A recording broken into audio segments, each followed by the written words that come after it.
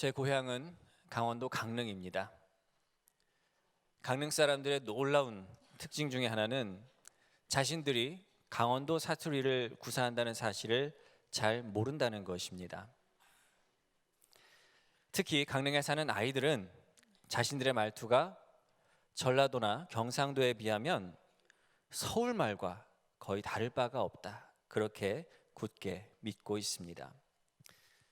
제가 고등학교 1학년 때 일인데요, 친구 하나가 주말간에 서울에 갔다가 친척들에게 강릉 사투리를 쓴다고, 심하다고 놀림을 받고 왔다는 것입니다. 그래서 그 억울한 마음을 저를 비롯한 친구들에게 이렇게 물었습니다. 야, 우리가 사투리 쓰나?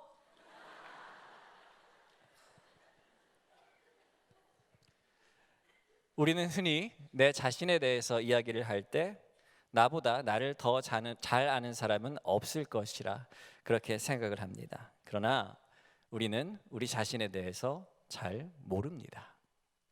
몰라도 한참 모릅니다. 심리학자 프로이트는 우리 정신에서 우리가 의식할 수 있는 부분은 10% 미만이고 나머지 90% 이상은 우리가 알 수 없는 무의식의 영역이라고 그렇게 말했을 정도로 우리 안에는 우리가 모르는 자신의 모습들이 너무나 많이 있습니다.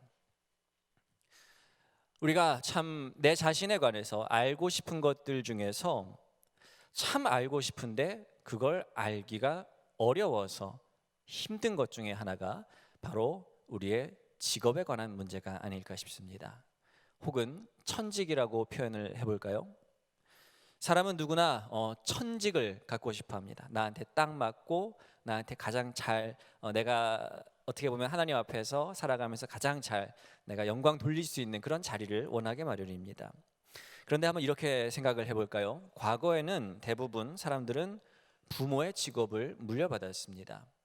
농부의 자식은 농부가 되었고 상인의 자식은 상인이 되었고 이런 식이었습니다. 그러나 오늘날은 과거의 어느 때보다도 직업 선택의 폭이 넓어졌습니다. 그래서 참 좋아지긴 했는데요, 그래서 생기는 부작용이 바로 사람들이 자신의 직업이 과연 나의 천직인가, 이것을 묻고 또 묻습니다. 옛날처럼 선택의 여지가 없었을 때는 그냥 운명이겠거니 하고 받아들였을 텐데 이것도 해봤는데 아닌 것 같고, 또 이직을 하고 직종을 바꿔봤는데 또 아닌 것 같고, 계속 그 불안감 속에 있다는 것이죠. 더 문제는 이렇게 저렇게 바꿔봐도 늘 결론이 나지 않는다는 것이 함정입니다. 무언가 나에게 더 딱 맞는 직업이 있을 것 같은데, 나에게 무언가 더 딱 맞는 분야가 있을 것 같은데, 나에게 더 잘 맞는 적성이 있을 것 같은데 우리는 무언가 잘 맞지 않는 옷을 입고 있는 것 같은 그런 느낌을 안고 살아가고 있습니다. 아마 그런 마음의 속내에는 이런 것들이 들어있지 않을까요? 나에게 주어진 한 번뿐인 인생 가운데서 내가 무엇을 해야, 어떤 일을 해야 내가 가장 만족할 수 있고 또 가장 내가 행복할 수 있고, 그리고 일정 수준 이상의 수입도 얻을 수 있고, 또 기왕이면 남들에게 기여도 하고 또 더 나아가서 하나님께도 영광이 될 수 있는 그런 삶을 내가 살 수는 없을까? 일전에 제가 한 성도님과 신방을 하면서 이런 대화를 나눈 적이 있었습니다. 이분은 평생 남을 돕는 일에 아주 헌신하기로 작정을 한 분이었는데, 그래서 자신의 직업을 아예 이렇게 바꾸면서까지 더 적극적으로 남을 돕는 일을 찾아 나섰던 그런 분입니다. 근데 이분이 어느 정도 이제 그 바꿔서 갖게 된 직업에서 자기 분야에서 인정을 받고 이게 점점 직급이 높아지는 거예요. 그래서 안정된 자리에 오르게 되니까 과연 지금의 내 자리가 하나님의 부르심이 맞는가? 내가 지금 너무 안주하고 있는 것은 아닌가? 이렇게 다시금 고민하면서 스스로에게 묻고 있다. 저에게 그런 내용을 나누었었습니다. 그래서 저도 맞장구 치기를, 저도 제가 대형교회 부목사로 존재하는 이유가 무엇인지 날마다 하나님께 물으면서 살고 있답니다. 그렇게 안심을 시켜드렸던 적이 있습니다.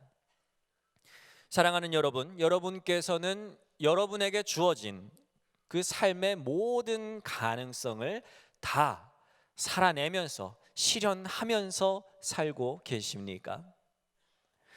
나는 정말로 하나님께서 나를 창조하신 그 용도에 맞게 그렇게 살아가고 있습니까? 정말 내가 이 세상을 떠나게 될 때 후회가 없겠습니까? 더 해보고 싶은 그런 일은 없겠습니까? 꼭 했어야 했는데 하지 못하고 가는 그런 일은 혹시 없겠습니까? 오늘 이 시간에는 우리의 이런 고민들을 잘 모아서 그 채로 가지고서 함께 예레미야의 말씀을 나누어 보려고 합니다. 교회를 어느 정도 다니신 분들이시라면 예레미야라는 사람이 선지자였고 또 그의 별명이 눈물의 선지자였다는 것 정도는 알고 계실 것입니다. 선지자 예레미야는 제사장의 아들로 태어났습니다.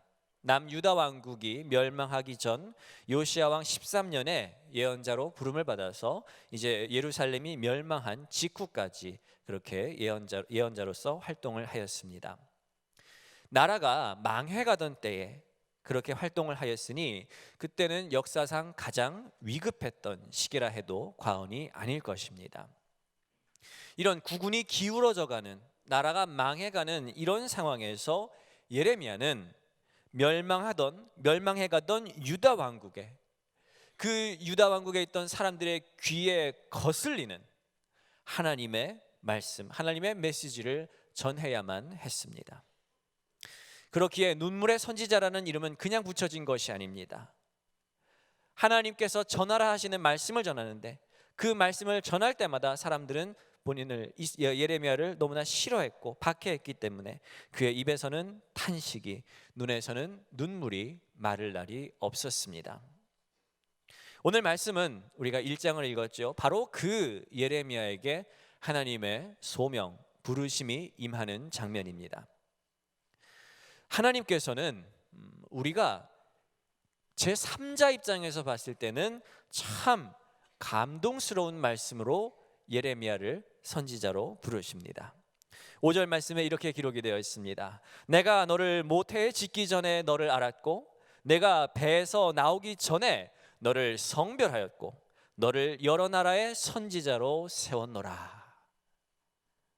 하나님께서 이렇게나 예레미야가 태어나기도 전에 확실하게 구별하여 부르셨다는데 이어지는 예레미야의 반응은 조금 당황스럽습니다. 예레미야는 이렇게 말합니다. 내가 이르되 슬프도소이다. 하나님의 이런 확실한 부르심에 예레미야는 탄식과 당황함으로 반응하였습니다. 적어도 이 순간까지는 예레미야 자신이 생각했던 예레미야와 하나님께서 생각하시는 예레미야는 일치하지 않았습니다. 그러나 오늘 이 말씀, 이 날의 부르심으로 인하여서 예레미야는 모태에서 생겨나기 전부터 자신을 구별해 놓으신 그 하나님의 부르심을 평생 거절하지 못하고 그 하나님의 부르심에 붙들려서 평생을 살게 되었습니다. 가장 어려운 시기에 하나님의 부름을 받아서 가장 거북한 말씀을 유다에게 전해야 했으므로 예레미야는 주변으로부터 인정도 받지 못했고 배척을 받으면서 평생을 살아야만 했습니다.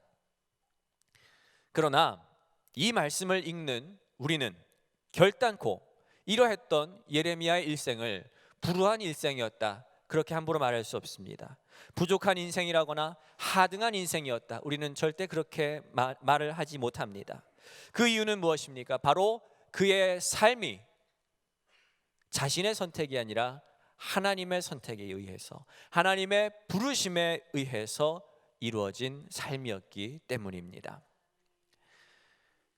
사랑하는 여러분, 여러분은 하나님의 부르심을 받으셨습니까?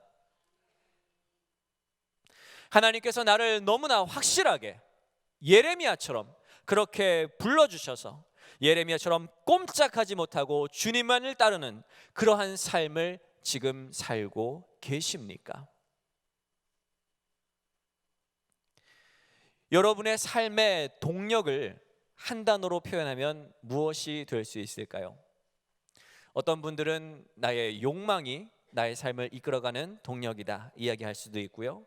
어떤 분은 내 뼛속까지 사무쳐 있는 한이 내 삶을 이끄는 원동력이다 말하는 분도 계실 거고요. 어떤 분은 주변의 눈치가 내가 살아갈 수 있게 하는 원동력이다 그렇게 말씀하실 수도 있을 것입니다. 그러나 우리가 하나님을 믿는 자로서 정답부터 얘기해 보면 무엇일까요? 우리의 삶을 이끌어가는 동력이 있어야 한다면 그것은 바로 소명, 하나님의 부르심이어야 하는 줄로 믿습니다. 하나님 앞에서 우리의 인생의 가치는 우리가 얼마나 착했느냐 아니면 우리가 얼마나 높아졌느냐 이런 것에 따라서 달라지는 것이 아닙니다. 하나님의 부르심, 하나님의 소명을 받고서 우리가 그 부르심에 응답하였는가, 그 부르심에 합당한 삶을 살았는가, 지음받은 목적에 합당한 삶을 살았는가, 이것에 따라서 하나님께서는 우리의 삶의 내용을 판단하실 것입니다. 그러므로 사랑하는 주 안의 성도 여러분, 우리는 내 삶이 나의 것이라고 생각하는 이상 평생 우리가 아까 가지고 왔었던 그 질문, 내가 정말 나의 천직을 찾은 것일까? 나는 내가 할 수 있는 일을 다 하면서 여한 없이 잘 살고 있는 것일까? 그렇게 고민하는 그 애매한 상태, 무슨 일을 해도 무언가 더 잘 맞는 일, 더 좋은 일이 있을 것만 같은 그 환상, 이것을 우리가 벗어나지 못하는 것은 내 인생을 나의 것이라고 생각하기 때문입니다. 내 인생을 내가 이끌어야 한다고 생각하면 우리는 평생 그 애매함에서 벗어날 수가 없습니다. 우리의 인생은 하나님의 부르심, 소명에 이끌려 나아가야 합니다. 우리의 삶은 소명으로부터 시작이 되어서 소명을 향하여 소명에서 끝이 나야 하는 것입니다. 오늘 이 주일 아침에 예레미야의 소명을 우리가 함께 나눌 때 내게도 소명을 주신 하나님을 우리가 바라보게 되기를 소원합니다. 그 하나님의 부르심이 예레미야에게 뿐만 아니라 분명 내게도 임하였음을 우리가 분명하게 확신하고 내가 그 부르심에 순종하며 살아갈 때 더 이상 내가 살지 못한 삶에 대해서, 내가 더 누리지 못한 삶에 대한 그런 목마름이 이제 해갈되고 진정 지으신 목적에 합당한, 더 바랄 것이 없는 내 잔이 넘치나이다 고백할 수 있는 삶으로 나아가게 되기를 주님의 이름으로 축원합니다. 오늘 말씀이 우리에게 주는 첫 번째 교훈은 소명이 바로 내가 누구인지를 깨닫게 해준다는 사실입니다. 예레미야의 소명을 우리 다시 한번 살펴보기를 원합니다. 하나님의 부르심이 예레미야에게 임하였을 때 예레미야는 무엇라 반응을 합니까? 6절에서 예레미야는 이렇게 이야기합니다. 내가 이르되 슬프도소이다 주 여호와여 보소서 나는 아이라 말할 줄 알지 못하나이다. 예레미야는 지금 하나님 앞에서 자기 자신을 아이라고 여기고 아이라고 말하고 있습니다. 어리고 미숙하기 때문에 하나님의 지금 이 부르심을 나는 감당하며 살 수 없다고 거절하고 있는 것입니다. 이렇게 말했을 때 하나님께서 그렇구나, 아직은 어리구나, 그러면 조금 더 성장하면 내가 다시 그때 부르마, 이렇게 말씀하셨습니까? 아닙니다. 이어지는 하나님의 응답이 7절에 나옵니다. 여호와께서 내게 이르시되 너는 아이라 말하지 말고. 하나님께서 보시는 예레미야는 아이가 아니었습니다. 비록 예레미야 자신이 스스로를 아이라 여겼을지라도 하나님께서는 예레미야를 아이로 여기지 않으셨습니다. 하나님 앞에 서 있는 스스로를 아이라 생각하는 이 사람은 일찍이 하나님께서 태어나기도 전부터 점 찍어두신 위대한 예언자가 지금 그 앞에 서 있을 뿐인 것입니다.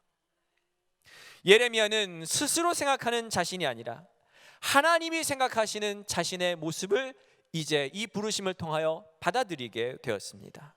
그리고서 그는 이후에 그의 생각으로는, 자신의 생각으로는 도저히 입에 담을 수 없는 놀라운 하나님의 말씀을 입에 담고 담대하게 선포하는 그 일을 감당하게 되었습니다. 많은 분들이 소명에 대해서 오해를 합니다. 소명을 너무 비장하게만 여겨서 오해를 하기도 하고요. 또 소명은 목회자나 일부 신실한 사람들에게만 해당되는 것이라 이렇게 여겨서 오해를 하기도 합니다. 영국의 기독교 변증가 오스기네스는 소명이라는 책에서 이 소명을 두 차원으로 나눕니다. 1차원적인 소명과 2차원적인 소명으로 나누는데요. 먼저 1차원적인 소명은 무엇인가 하면 그리스도를 따르는 모든 이에게 주어진 것이 바로 소명이다. 즉 하나님께서 주를 믿는 모든 자를 하나님 앞에서, 하나님의 부르심 앞에서 특별한 삶으로 부르셨다는 공통적인 사실이 바로 1차원적인 소명이다, 이렇게 얘기를 하고요. 그 다음에 2차적인 소명은 이 1차적인 소명을 전제하였을 때 이것에 기초하여서 이제 각자의 직업, 각자의 역할, 각자의 열정을 가지고 할 수 있는 모든 일들, 각자의 특정한 삶 속에서 이루어지는 그러한 부르심을 허락하셨다. 그것이 바로 2차적인 소명인 것입니다. 그러므로 우리가 소명에 대해서 이야기를 할 때 우리 모두는 이미 소명을 받은 자들입니다. 그러나 그 소명이 우리의 일상 가운데서 어떤 모양으로, 어떤 삶으로, 어떤 일을 통해서, 어떤 활동을 통해서 이루어질지는 우리가 또한 구하면서 이것저것 부딪혀 보면서 나아가야 하는 것입니다. 때로는 적성에 안 맞아 보일 때도 있고, 때로는 내가 잘못 선택했나 후회가 들 때도 있지만 우리는 공통적으로 1차적인 소명 아래에 있기 때문에 그 이후에 우리가 설령 2차적인 소명에 있어서 돌아가는 일이 있더라도, 아닌 것 같아 보일지라도 우리는 분명 하나님의 소명, 부르심 안에 거하는 주님의 자녀인 줄 믿으시기를 소원합니다. 사랑하는 주 안의 성도 여러분, 여러분이 바라보는 여러분, 내가 바라보는 내 자신은 어떤 모습입니까? 예레미야처럼 아이 같은 모습입니까? 하나님께서 바라보시는 여러분의 모습은 그렇다면 과연 어떤 모습일까요? 우리가 스스로를 바라보는, 내가 스스로를 바라보는 방식과 하나님께서 우리를 바라보는 방식은 분명 다를 것입니다. 우리나라 최초의 신학자이자 우리나라 최초의 감리교회인 정동교회에서 처음으로 한국인 담임 목사가 되셨던 탁사 최병헌 목사님이라는 분이 계십니다. 이분이 갖고 계시던 기도 제목 중에 하나가 주님의 영광을 보여주소서, 이런 기도 제목을 갖고 계셨어요. 이 기도 제목의 의미는 주님의 얼굴을 보고 싶습니다 라는 뜻이었는데요. 근데 이 기도의 제목에 응답을 받기 위해서 이분이 어떻게 하셨는지 아십니까? 바로 거울을 보았다는 것입니다. 여러분, 거울을 보면 뭐가 보이나요? 내 모습이 보이죠. 자신의 모습을 보면서 주님의 영광을 보여주소서, 그렇게 기도하고 응답을 얻었다는 것입니다. 이 목사님께서 이렇게 하신 데는 나름의 신학적인 성찰의 과정과 이유가 있었습니다. 그 이유는 뭔가, 자신이 하나님의 형상으로 지음을 받았다는 그 확신이 있었기 때문에, 자신이 하나님의 형상으로 지음받은 존재라는 믿음이 있었기 때문에 거울을 볼 때마다 내 안에 어려있는 하나님의 모습을 볼 수 있었다는 것입니다. 그러므로 사랑하는 여러분, 집에 가시거든, 내일 아침에 일어나시거든 거울을 좀 유심히 쳐다보시기 바랍니다. 우리는 거울을 흔히 용모를 단장하거나 또 뭐 묻은 거 없는지를 보는데 참 실용적인 목적으로만 사용합니다. 그 안에 비춰있는 하나님의 형상을 감상하는 데는 우리가 거울을 잘 사용하지 못하는 것 같습니다. 집에 가시면 거울을 한번 자세히 살펴보시기 바랍니다. 거울을 보자마자 살 빼야 돼, 그런 얘기 하지 마시고요.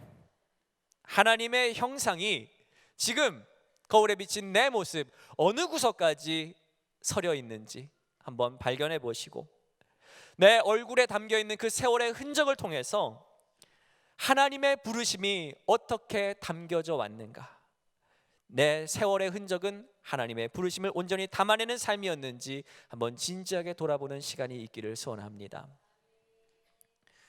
내 천직이 무엇인지 알면 좋겠지만 모를 수도 있습니다.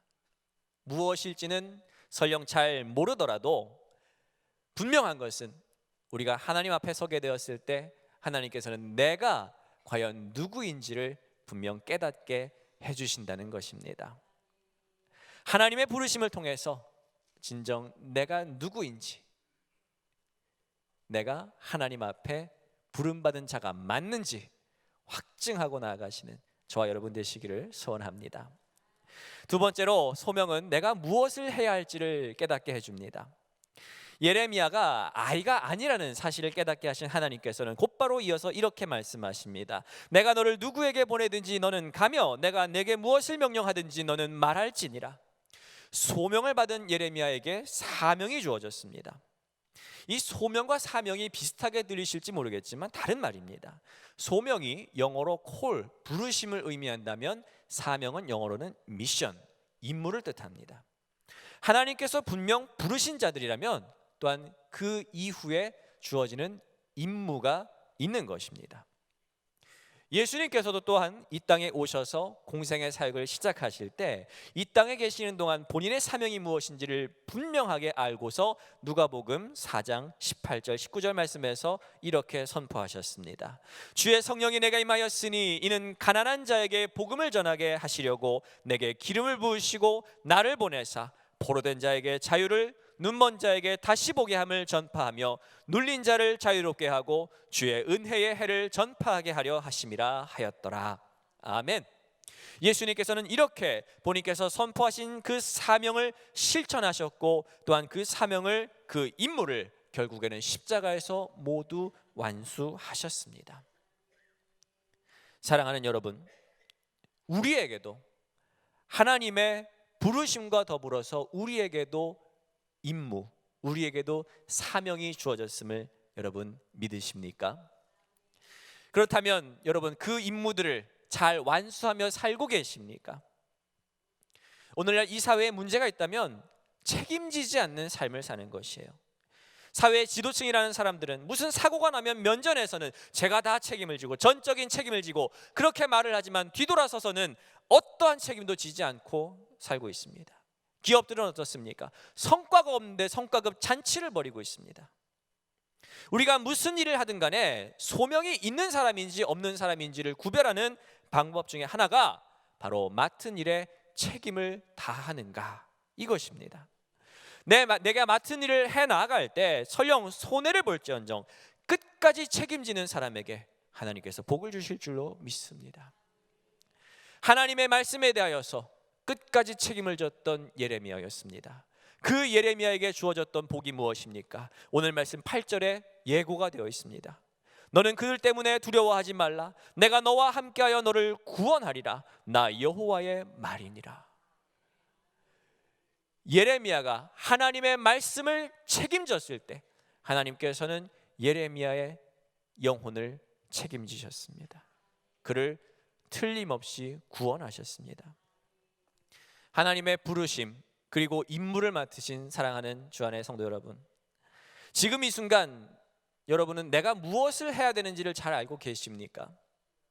내가 하고 싶은 것도 많겠지만 그럼에도 불구하고 하나님 나라를 위하여서, 복음을 위하여서, 믿음의 공동체를 위하여서 내가 하나님의 소명으로 인하여서 해야만 하는 바로 그 일이 무엇인지 지금 잘 알고 계십니까? 예레미야도 하고 싶은 일이 있었겠죠. 그러나 그는 해야만 하는 일을 하였습니다. 예수님께서 이 땅에 오신 것은 오고 싶어서 오신 것이 아니라 오셔야만 했기 때문에 오신 것입니다. 십자가를 지고 싶어서 지신 것이 아니라 져야만 했기 때문에 지신 것입니다. 교회는 우리가 하고 싶은 것을 하러 오는 것이 아니라 해야만 하는 일을 우리가 믿음의 공동체가 하나 되어서 하기 위해서 우리가 모이는 곳입니다. 오늘날 세상은 우리에게 해야 하는 일보다는 하고 싶은 일을 하면서 마음껏 누리면서 살라고 그렇게 말을 합니다. 그러나 그럼에도 불구하고 우리에게는 분명히 해야 할 일들이 있습니다. 하나님의 소명이 우리를 향한, 우리의 삶을 향한 그 부르심이 우리가 해야 할 일이 과연 무엇인지를 알려주게 될 것입니다. 우리가 해야 할 일들을 해나갈 때 우리의 가정이 살아나지 않겠습니까? 우리의 속회가 살아나지 않겠습니까? 우리가 할 일을 해나갈 때 우리 주한교회가 더 부흥하지 않겠습니까? 우리가 해야 할 일을 해나갈 때 이 땅의 교회가 다시 바로 서지 않겠습니까? 이쯤 되니 졸리시죠? 서로에게 이렇게 권면해 주십시다. 책임져 주시겠습니까? 책임져 주시겠습니까? 세 번째로 나누고 싶은 내용은 오늘 설교의 제목과도 같습니다. 그러므로 소명은 하나님이 정의하시는 나의 삶임을 여러분 기억하시기 바랍니다. 나의 욕구대로 이루어지는 삶, 내가 바라는 대로 내가 이끌어가는 삶은 내가 정의하는 삶이겠죠. 그러나 소명에 의한 삶은 나의 삶을 내가 정의하는 것이 아니라 하나님께서 정하시고 하나님께서 설명하시고 하나님께서 써가시는 그러한 삶을 의미합니다. 저는 오늘 말씀을 준비하면서 예레미야의 말씀을 본문으로 준비하는 것이 참 부담됐습니다. 왜냐하면 이 예레미야 선지자에게 참 미안했기 때문입니다. 이 말씀이 오늘 설교의 본문이 되려면 적어도 그에 맞춰서 따라가고자 하는 의지가 반푼어치는 있어야 될 텐데, 제 자신부터도 그렇고 이 설교를 듣는 여러분들도 그렇고 왠지 어느 한 구석에서는 마음을 닫고 있지 않습니까? 여러분, 예레미야가 어떤 삶을 살았는지 잘 아시기 때문에 이 말씀 어느 순간에서는 외면하고 계시지는 않습니까? 예레미야는 오늘 말씀처럼 이렇게 소명을 받고서 정말로 힘든 삶을 살았습니다. 그가 가족들로부터 따돌림을 당했고, 고향 사람들은 그가 고장의 명예를 더럽혔다면서 암살을 시도하였고, 성전의 제사장들은 예레미야를 잡아다가 폭행하였습니다. 아무리 선지자라 할지라도 예레미야도 사람이었을진데 그랬기에 그는 하나님 앞에서 이렇게 항의를 하였습니다. 예레미야 20장 7절의 말씀을 제가 조금 더 생생한 우리말 공동 번역으로 읽어드립니다. 야훼여, 저는 어수룩하게도 주님의 꿰매에 넘어갔습니다. 주님의 억지에 말려들고 말았습니다.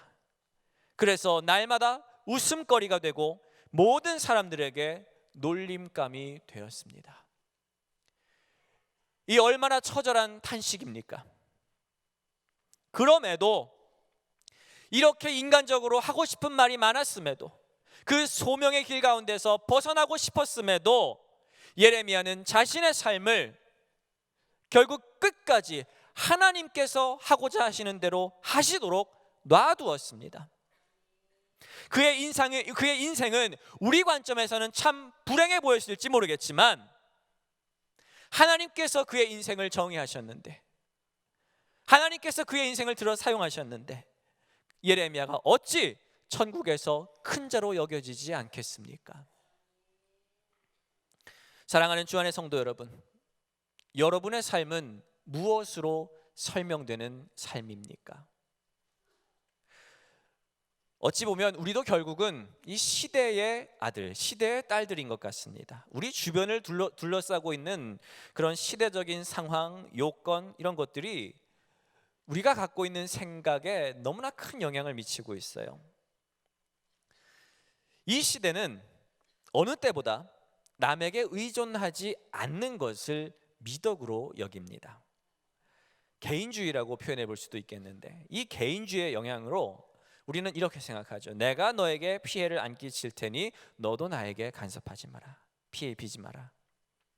이것이 그냥 인간관계의 기본적인 상식이 되어버렸습니다. 이게 다가 아닌데, 우리는 우리를 둘러싸고 우리에게 영향을 미치는 이런 특정한 시대적 가치관에 물들어서 그 틀에 묶여서 그냥 이 시대가 옳다고 하는 것만 쫓으면서 살다가 그렇게 삶을 마감해서는 안 됩니다. 우리는 하나님 앞에 부름받은 사람들이 아니겠습니까?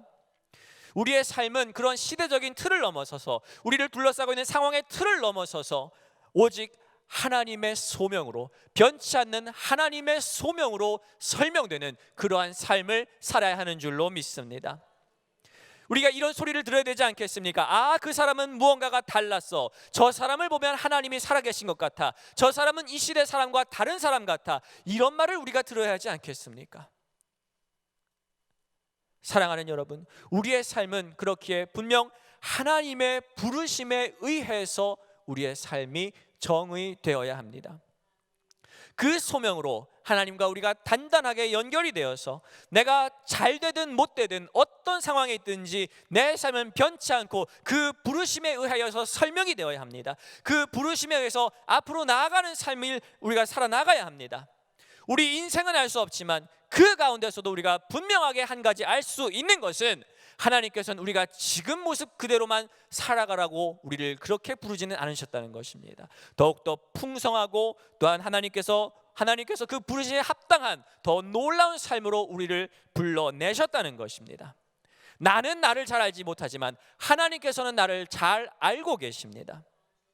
그 하나님께서 우리 모두를 창조하신 목적에 더욱더 합당하게, 부르신 목적에 더욱더 합당한 자리로 불러내고 계십니다. 그 부르심에 응답할 때 우리는 우리가 생각했던, 내가 정의했던, 나만 잘 되는 그런 좁은 삶을 넘어설 수 있습니다. 하고 싶은 일만 하면서 피해가는 그런 좁은 삶을 넘어서서 놀랍도록 풍성한, 어느 시대 어느 장소에 갔더라도 하나님 앞에 인정받을 수 있는 풍성한 은혜의 삶으로 나아가야 할 것입니다. 하나님께서 우리의 삶을 정의하실 수 있도록, 그러므로 그분의 부르심에 응답하십시오. 예레미야처럼 암울한 앞길이 예정되어 있더라도 우리는 그 부르심을 쫓아가야 합니다. 오직 소명에 의해서 우리에게 주어진 이 삶을 꿋꿋이, 그래서 더욱 풍성히 살아가시는 저와 여러분 모든 주 안의 성도 되시기를 주님의 이름으로 축원합니다. 아멘. 기도하겠습니다. 하나님 감사합니다. 주님께서 우리를 이 자리에 모이게 하시고 주님을 예배하게 하심 가운데 주님의 말씀을 통하여서 우리의 삶이 내가 정의하는 삶이 아니라 주님께서 정의하시는 삶, 곧 주님께서 부르신 삶으로 살아야만 그것이 올바른 삶이요 지음받은 목적에 합당한 삶임을 예레미야의 소명을 통하여서 우리가 다시금 되새기며 나아갑니다. 하나님, 정말 우리가 이 시대를 살면서 우리가 시대에 속는 것이 많습니다. 주변에 의해서 속는 것들이 많습니다.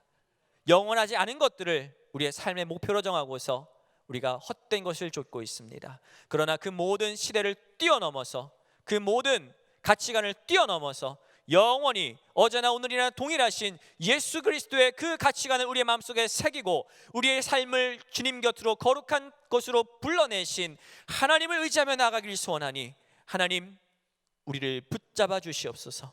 예레미야를 책임지셨던 것처럼 우리를 책임져 주시옵소서. 우리가 주님의 뜻을 받잡고 책임지며 살아가겠습니다. 주님의 말씀을 책임지며 살아가 보겠습니다. 주님 함께하여 주시옵소서. 예수 그리스도의 이름으로 기도하옵나이다. 아멘.